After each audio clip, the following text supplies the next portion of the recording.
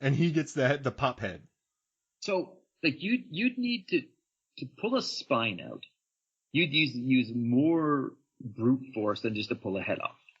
So when the head pops I off, want that on a bumper sticker or like an MFF T-shirt or a hat. Yeah, that needs to be that, and don't bite the knife. Don't bite the knife. So because you need more brute force to pull a spine out, I imagine when it does Adam Hodgins, 2021. The mark pop noise, that head's going flying, and then they're going to be kind of like playing catch with it, like don't drop the head, we got to get it. It flies off and goes down a waterfall. Yeah, they're like, oh man, now he's got a headless corpse. Oh. And he's like, when Dad finds out, he's going to be pissed. Well, it's not my fault I got the weak spine guy. Yeah, come on, I got Kai. Come on, everyone knows it too. Oh, Kai. Ugh. Oh, so there man. you go. That's beautiful. All right, I'm going to have one that's going to put a gigantic smile on your face. I love this so much right now. Navajas. Danny Trejo, Desperado. Yeah. Now, in Predators, he's the first to die. He gets nothing to do. He has a couple Uzis. He just goes, like, I love Danny Trejo, but he goes down like chump change. Well, but that's because we know why, right? He was like, Robert Rodriguez, like, I want to put Danny Trejo in this movie because I love Danny Trejo, just like you or I would do. But he's like, but the studio wants Brody, right? Like, that's what we need to give our poster boys here the run. We can't have Danny Trejo be the hero. So I think that was the biggest role he was going to get in that movie. But yeah, when I saw him, I was like, this guy better win. This guy better be the final. It's like Bruce Campbell in a Sam Raimi movie. And a Spider-Man movie, right? Just pops up for a little bit. But just a little pop-up. Now, imagine his knife-throwing character, who we discussed. We both went to flea markets and bought throwing knives after we watched this movie. And we both, I was in Florida throwing them at trees barefoot, and it landed right between my toes. And I almost impaled myself with like the first weekend I had throwing knives. But imagine him with his throwing knives, fully loaded, coming around the corner. A Yautja has his back to him, and just him throwing those. I mean, I don't know if they would really hurt the Predator, but it would look for an amazing scene. Oh no, he's gonna get hurt. That Predator gets that throwing knife blade in the head and the arm and the shoulder. Come on. He'll help to the scene. He throws 17 throwing knives into the Yautja. Yautja dies. And then two more come around the corner, and he's like feeling his vest. He's like looking at his pockets. He's got none. Then like he pulls one from his shoe and like throws it into the Yautja's shoulder, and then he just dies. Yeah, well, I think the way you film that is you film him throwing, and you get a nice tight shot, and then you pull out to see a spear in his chest. Oh yeah, yeah. That a Yautja threw at the same time. But at least he killed one with 17 throwing knives. Yeah, he got one. Remember when Legolas gets on the cave troll's head and shoots the arrows? Like he gets on top of a Yautja and just blasts it in its forehead. Yeah. Oh, fantastic. With the vest. Dude, that's a great pull. I'm kind of going back from some of the lore. I'm kind of having some fun with it here. So, all right, that's my first villain pick. Who's your first? Oh, second villain pick. My second villain pick. Now, this one is a bit of a long shot. Well, not a conventional one, but I went again. I keep coming back, and maybe this is the fault of mine. But I went with Ryan McCarthy from Never Back Down. Well, it's an MFF plug too. Yeah, there's a great episode with you and Phil doing Never Back Down. Which is like our third most popular episode of 2021. It's because you brought all in other heavy hitters. You and Phil and Never Back Down. But that's why I love the MFF podcast. And I'm sorry about this. It's a tangent. You said we weren't going to do that. But what I love about the Movies, Films, and Flicks podcast is our number one episode of 2021 is Willy's Wonderland. It doesn't... our most popular one last year was The Dead Don't Die. So for some reason we have... I don't know. It's never Avengers Endgame. It's Willy's Wonderland. So that's why I like MFF, is we get these really weird number ones, and it makes me happy. But yeah, Ryan McCarthy, A+ movie villain. Yeah, I was rooting for Youngblood to be the number one MFF movie of all time, but I think I shot a little left of the net there for that one. But yeah, so the thing with Ryan McCarthy, though, is he is a smug, arrogant jackass, but he can back it up. Mm-hmm. And the reason he lost in that movie was because he cheated, right? Yep. He cheated in that tournament, and then he was and that threw everything off, and then he was, and I don't think he was prepared for the parking lot brawl. I think he was psyched up for having, here's the rules. but there's no rules in the jungle. So I think this is the kind of guy you're going to get just going to town on the Yautjas. Think about Hoist Gracie at UFC 1, fighting people 100 pounds heavier than him, but he knew jiu-jitsu. Yeah. Right? Ryan McCarthy knows jiu-jitsu. He knows jiu-jitsu. He knows it, man.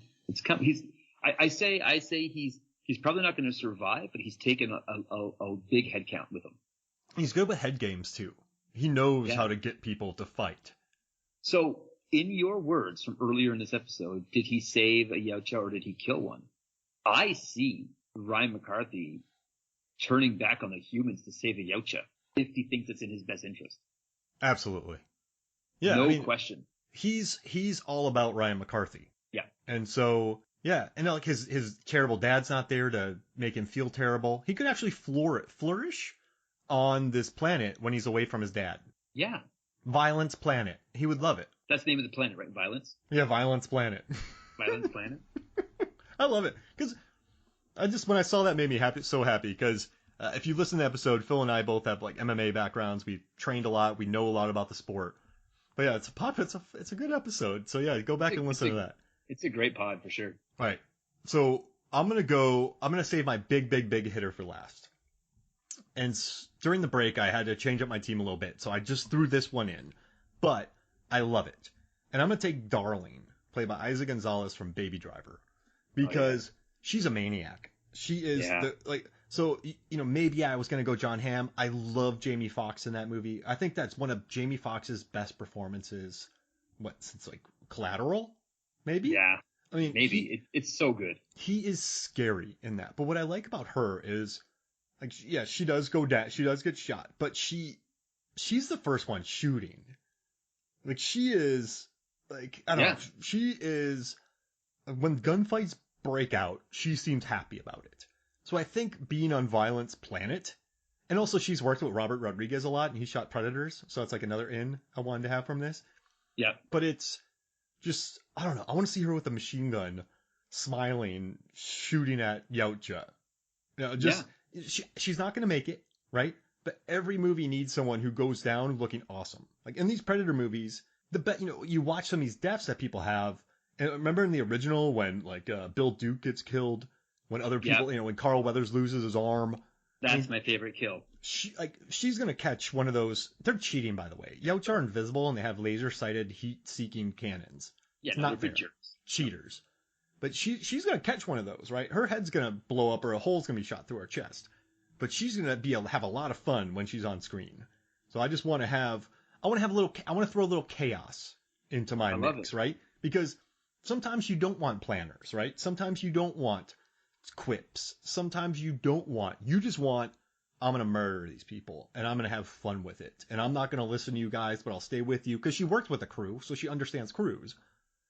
But yeah, that's it. I just, so like on that note, Mark, when you say introduce a little chaos, my final pick is Max Cady from Cape Fear. Robert De Niro. He's going to ride underneath an alien spaceship all the way to Yautja Prime and just kill people there. He's ruthless. He's a psychopath, but he can back it up. Remember when he hires people to take him out? He hires those guys to beat him with the chains, and then he takes them out hard. And he's like, "Counselor, got anything else you want to try, Counselor?" Remember that? Yes. So I just see him being the Goggins of the team, but like not quite as unhinged and willing to just like get there. Like I think Max Cady is the wild card that we need. Of all the people we've picked so far, the one person that a Yautja would just turn around and walk away from and then go take a shower is Max Cady. Yeah. He would meet Max Cady and just say, yeah, I'm not going to do it. I'm okay without it. I'll shoot him from 50 yards away. This guy's creeping me out. He's probably going to like stalk my daughter. Yeah. Like that's yeah. Stalk my daughter. Yeah. The Yautja say to each other, that Juliette Lewis never seemed right after that movie. So.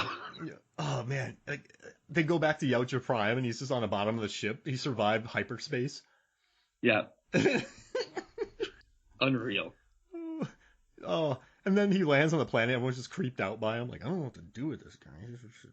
He survived really hyperspace. His body became molecules. He kept following the scouts around. Like, you guys got to take me. He's trying to convince us. He wanted to be here. He survived negative 400 degree temperature with no oxygen.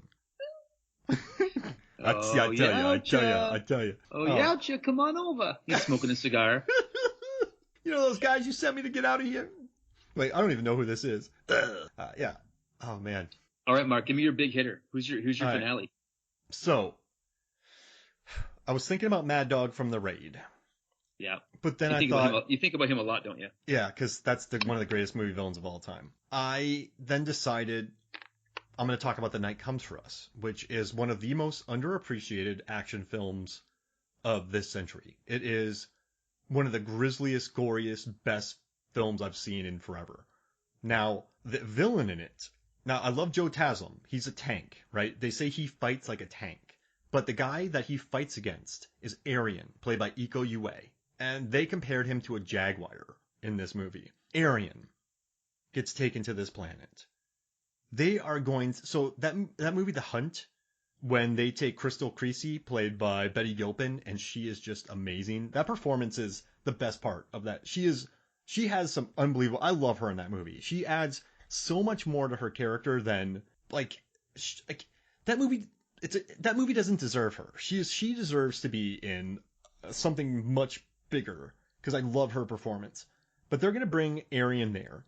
He's just going to leave a trail of super predators. And they're just going to give him a bus pass home. Yeah. And they're going to be like, hey, can you take Max Cady too? Like, he's like, no, I'm going to get away from him. I love that post so much. I would say that the predators would stop the hunt. They'd call an audible. And they'd say, you know what? Can you come back to Predator Home Planet? We need to study this guy. Whoa. Right? We can learn something from this one. Yeah. They're not killing him. I know you're going to think I'm crazy, Adam, but... I don't ever think that, Mark. They are not going to kill Iko Uwais. No. There's no chance. No chance. No chance. Zero chance. Negative 40 billion. He's not dying. The only person that could possibly kill him is Joe Taslim from The Night Comes for Us. But they're not bringing him, and they would be on the same team.